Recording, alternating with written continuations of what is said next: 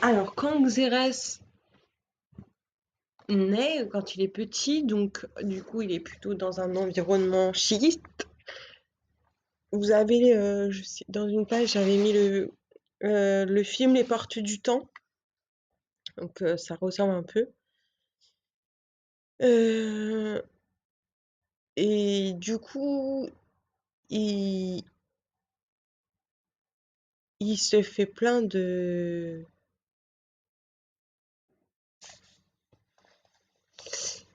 Il lui arrive plein de choses, et le problème qu'il y a à ce moment-là, c'est que, comme on le voit dans le film, il, il est, il y a des gens, en fait, qui trichent. Et donc, par rapport à ce qui se passe chez les chiites, donc normalement, voilà, justement, c'est un peu aussi pour éviter la triche, parce qu'on ne dit pas juste, ouais, moi, je pense qu'il faut faire ci, moi, je pense qu'il faut faire ça.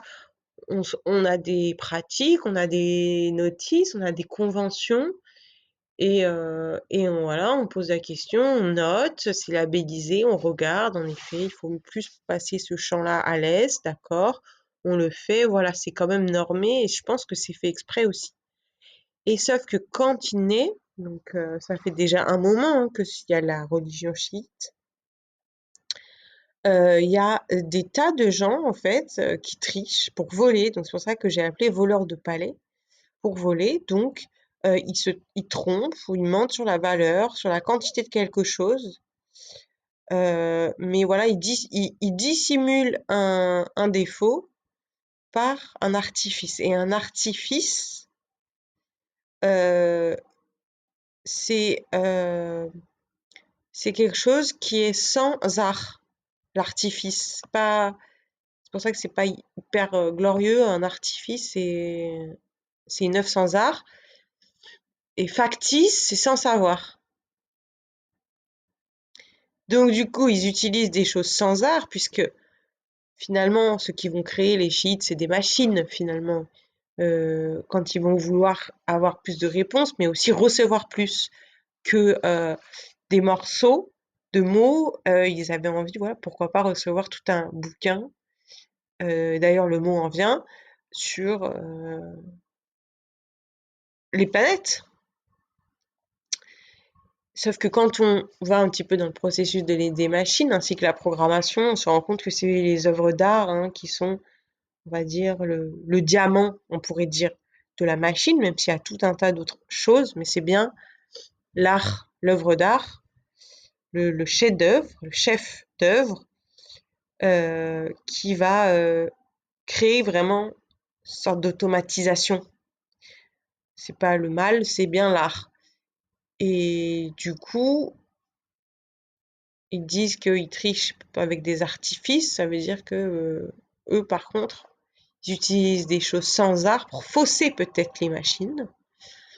Et il y en a plein, mais surtout qu'on n'arrive pas à les déceler et on ne sait pas qui c'est. Et donc, ça donne, on peut dire, des sectes. Parce que du coup, ça donne plein de gens qui disent tout et n'importe quoi avec des groupes et avec des gens qui les suivent. Et sauf que ce qu'ils font, c'est pas bon. Et donc Xérès petit, étant en plus dans une famille assez modeste, va très vite en pâtir puisque il a des sortes de portes dans le temps qui commencent à se créer.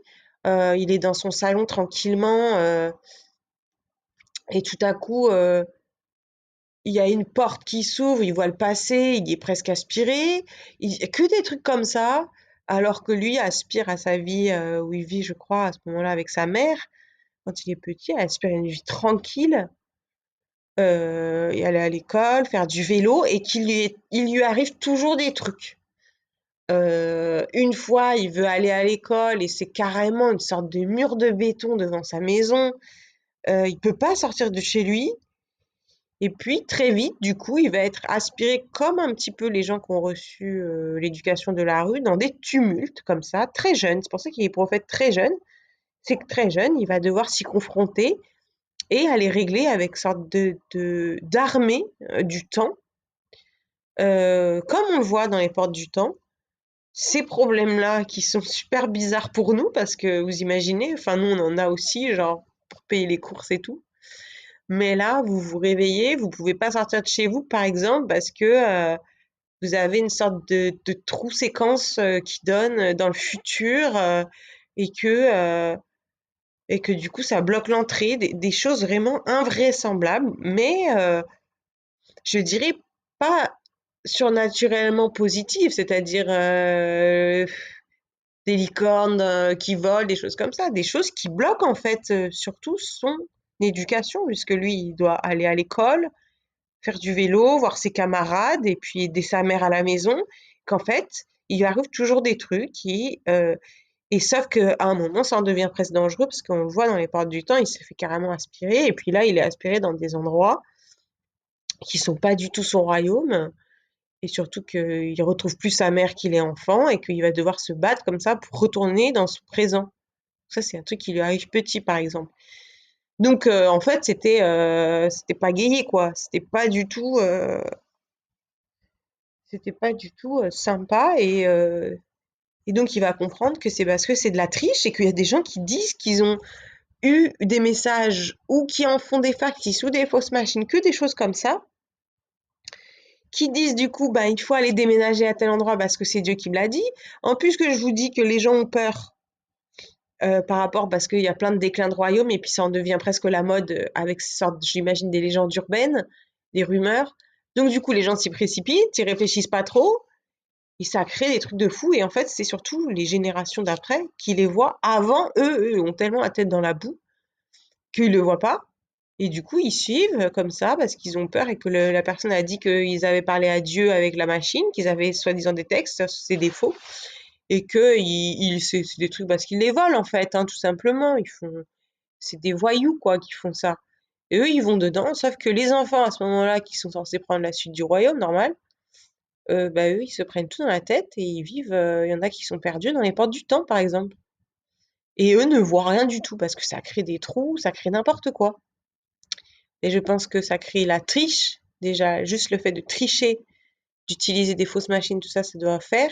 Et puis le fait que les gens aillent du coup dans des sectes. On peut dire que c'est des sectes. Et il y en avait plein, mais plein, plein, plein. Tous les voleurs se créaient leur secte. Apparemment, il y avait plein de gens qui aimaient bien voler.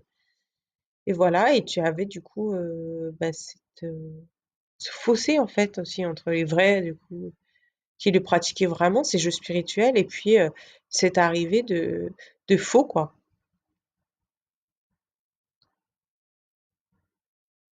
Donc on peut dire que la chrétienté, du coup, elle s'est créée pour arrêter la triche.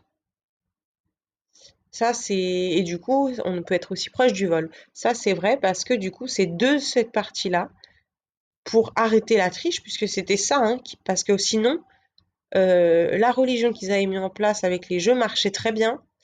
Ils avaient une communauté très forte. Ils avaient vraiment des bons messages. Ils arrivaient à avancer. Ça allait, quoi. Mais c'est cet afflux massif de tricheurs qui a fait qu'on a dû remettre en cause pas ce qu'on avait créé, mais qu'on a dû repenser. Et c'est Xérès qui va le faire, et c'est lui du coup qui va inventer la chrétienté.